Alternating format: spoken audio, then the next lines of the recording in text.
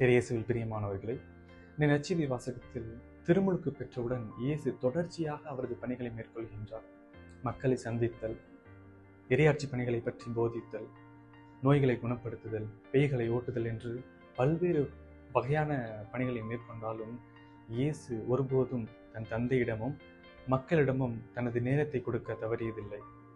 எனவே இந்த நற்செய்தியில் இயேசு நமக்கு 3 முக்கியமான கருத்துக்களை நம்மிடம் பகிர்கின்றார். முதலாவதாக, இறைவனுக்காக நம்ம நேரம் கொடுத்தல். இயேசு ஒருபொழுதும் தன் தந்தையிடம் பேச தவறியதில்லை.